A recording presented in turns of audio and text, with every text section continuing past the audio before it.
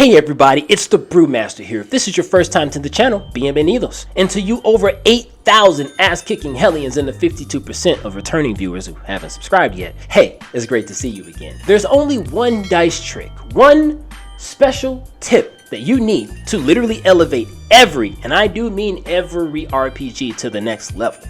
And I know what you're thinking. How one dice trick is gonna elevate every single RPG, every session, every time? What? Inconceivable! But it's true. It's true. And I promise you that by the end of this video, you will have another GM tool that you can use to simultaneously boost the intensity of your game while, oddly enough, making it easier for you to run GM, making your preparation shorter. And as a player, even makes the game easier for you to play. So what is this mysterious dice panacea? Let's get into it.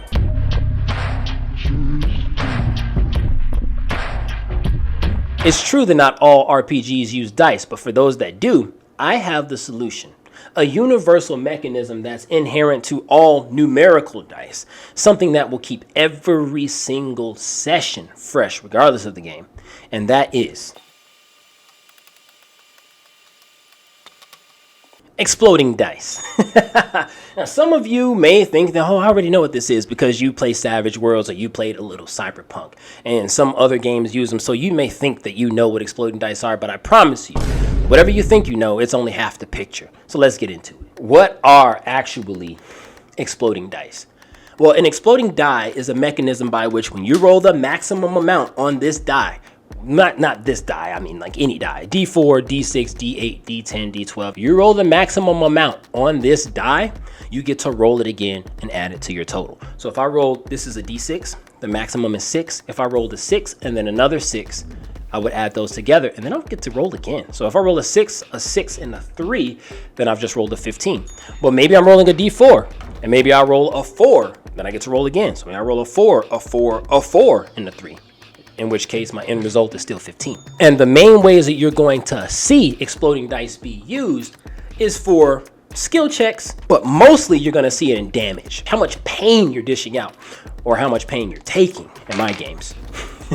But this really only scratches the surface of what we could really do with these dice, with this mechanic. So let's unlock the power of these dice. With exploding damage, you have a chance of rolling higher than the natural limit on the die. But there is a little bit of a catch because the bigger the die size, the smaller your chance of explosion. Having exploding dice automatically comes with an inherent tactical factor because what kind of weapon do you want to use? You want to use a D12 damage die where you're going to do a whole lot of damage but your die basically never explodes? Or do you want to do a D4, a dagger, where you're going to basically be exploding a quarter of the time? 1 in 4 attacks, you're going to have an explosion. And then that explosion still has a 25% chance of exploding again. I have seen a D4 dagger strike do upwards of 25 points of damage in my game. Nani? And for added tactical depth, you might even consider adding homebrew mechanics that activate when an explosion occurs. Maybe having it happen on every explosion is a little bit too frequently, but maybe on a special occasion where a die explodes twice. If you roll a 4 and then you roll another 4, boom, it explodes, something crazy happens. And this is where I get into my disappointment with every RPG that I've played that's ever used this mechanic, because when it comes to exploding dice, it's like they just forget that you have so much more that you can do. Every game maxes out at using it for the exact same thing, which is what? The skill checks. Okay, so in Cyberpunk, I could roll an exploding D10 and I could maybe roll really high, roll like a 30 something, right? Or in something like Savage Worlds that has exploding damage, maybe I could roll this D4 and I can do 30 points of damage with it, okay? That's a crazy number, but it could happen. But ultimately, what is that? Really, that's just more of the same. In every single RPG, what is the goal? You level up, you roll bigger numbers, you do more damage, you're able to roll higher ability checks. That is boring. Why use this dynamic mechanic to essentially just do the same thing every other game is doing, which is just roll higher numbers. But there's no actual dynamic mechanics connected to the explosions themselves. So how can we implement these explosive dice in creative ways? We already covered the most basic way that every RPG does, which is just to roll more damage and roll higher skill checks. But what if we start adding our dice to the narrative? What if we start to use dice to determine how long it takes to travel somewhere? For instance, maybe the Cave of Might and Sorrow is nearby, but you're not going to tell your players, oh, it's a 2-day ride. You're going to tell your players it's 1d4 days away on foot, 1d4 minus 2 days if you're on horseback. Now they get some horses, and now they set off on their journey. They roll this d4. Now when they roll this d4, it could roll 1, in which case 1 minus 2 is 0. It takes them 0 days to get there. They literally get there in the same day. But if they have a bunch of exploding d4s, ooh, all of a sudden, even on horseback, they roll this and they roll a 13. Okay, now we have what's called emergent story. Because I, as a GM, haven't planned. I told them it takes 1d4 days to get there. I'm thinking it's going to be maybe 1 or 2 days they roll. They roll 13 days. Why is it going to take you 13 days to get there when it actually should just take you 1 day? You could even get there same day. Now we have some narrative. Maybe the road's impassable. Maybe the forest is too thick. Maybe a bridge has been blown out by a storm and now they have to take the long way around. Maybe if you like GM advice videos like this, you'll hit the like and subscribe button. It really does help the channel. That is not just a myth. We are trying to hit our 10,000 subscriber goal. Please help us with that. We are so close. 52% of the people who return to watch these videos don't subscribe. And if just half of you did, we would already be past our 10,000 goal. And once we get to that 10,000, YouTube will start promoting our stuff a little bit more. And we'll be able to start getting these videos out in front of more people. So do like and subscribe and consider joining the Patreon. We just opened up new tiers in order to celebrate our first ever release on DriveThruRPG, the Taste of Pain system, which makes combat, injury, and death more brutal and realistic, as well as adds in-depth critical hit charts, akin to what you'll find in Dungeon Crawl Classics, except these are specifically made to be compatible with 5e, and is very brutal if you use it combined with the optional rules that also come in the system, because it comes in parts. The whole system is given to you as one, but you can pick and choose what of it that you use. So you can use just the crit charts, you can use just the pain system. It's just all up to you. There's so many knobs and buttons in there for you to tweak to your liking. And the best part about the whole thing is that right now it is free. It's absolutely free for anybody who signs up to the Patreon all the way through the end of July, after which it will be going into our official content vault, and after that point you'll only be able to purchase it. So sign up now, get it for free, and kick up your game a notch. If you haven't already too, check out my intense combat videos, which were sort of the inspiration behind this system that I've come out with. Higher tier patrons also get all kinds of other goodies, including a discount on all the games I run, personal monthly meetings with me, a real look inside the loop behind my personal screen, including free access to all future content, just like this premium system, and just like the bounded proficiency system that I'm coming out with this month for my patrons. Now, if you didn't know, I'm also a professional game master. I ain't just a talking head. I ain't up here just blabbing, bumping my gums. I'm actually near daily practicing what I preach. Check out my perfect GM rating over hundreds of pro games, and then hire me to run yours.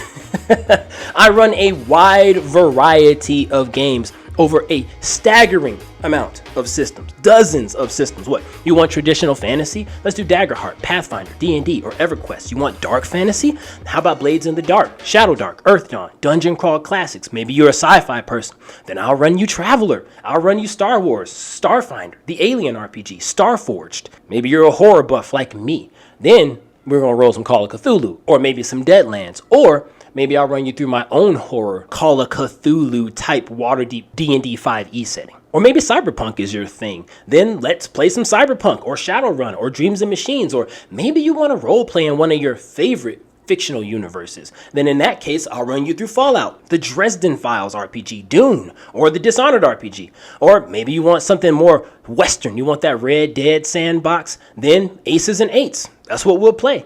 Check out my videos on Western sandboxes here. Or maybe you want something that's fully customizable, that's just weird. Then let's do Ironsworn, let's do Dark Sword Hack, or Savage Worlds. And I have many, many, many more games in my library that I'm itching to play.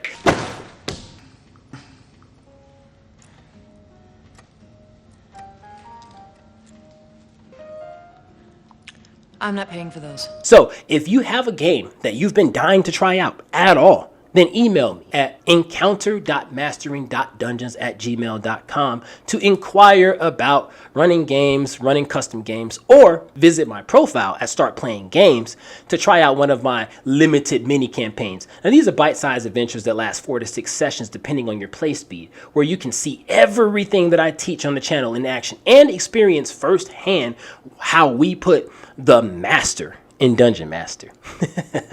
Click on the link in the description. And as always, thank you to our current patrons who continue to show support. And if you've watched this long, now we're going to get to the bonus tip. Thank you for watching through that little ad spot. My business is officially up and running now, so I'm trying to do more self-promotion. So thank you for watching through that. And if you have, then let's get into my actual GM pro tricks that I use in my professional games.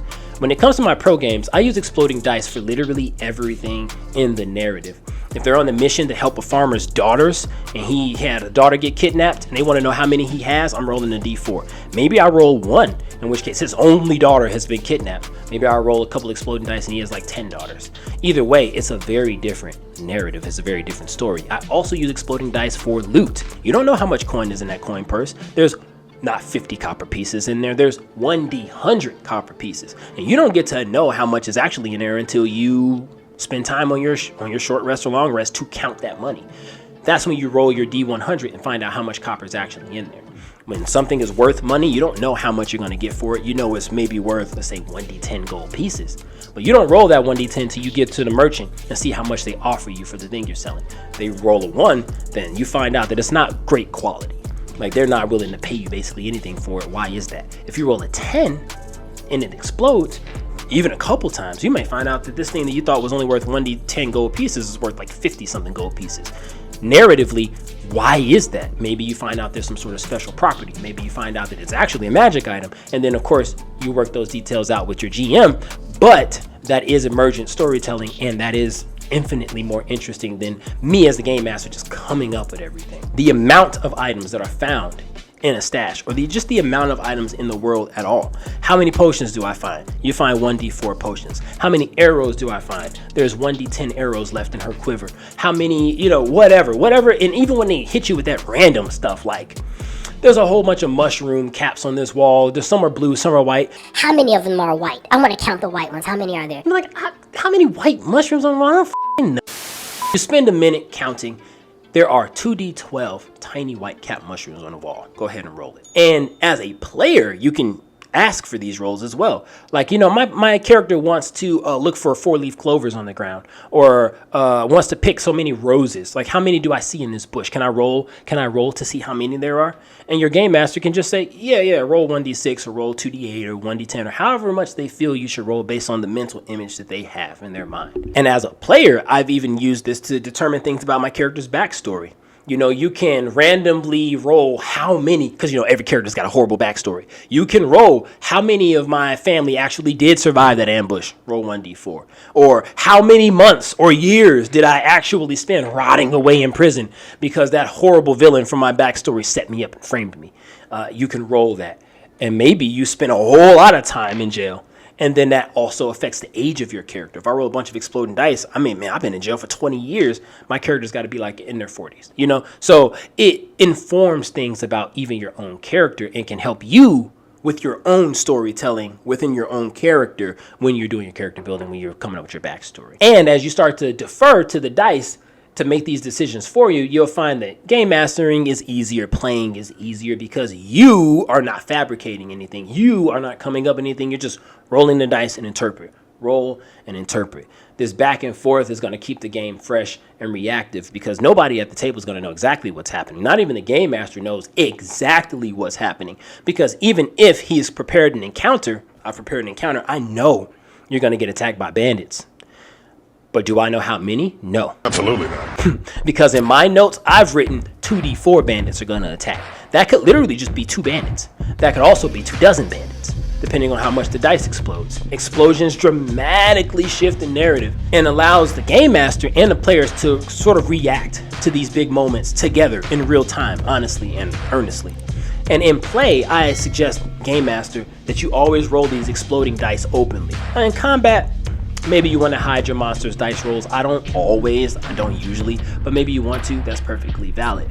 But when it comes to the narrative, always roll them open. And let the players roll as often as makes sense, as often as they want to. Let them roll for the stuff that they encounter in the world. This way, they can see that you are not some all-controlling force dominating the world, bending it to your will, but that you really are just another player along for the ride, just like them. You're just as surprised when 25 bandits attack as they are. And that makes you feel like, another player. If you're giving a guiding hand, yes, but ultimately we are telling this epic tale together. Please do like and subscribe, as I mentioned earlier. Now you have everything that you need to cause mass chaos and carnage and destruction at your table, or at the very least, just tell an interesting story.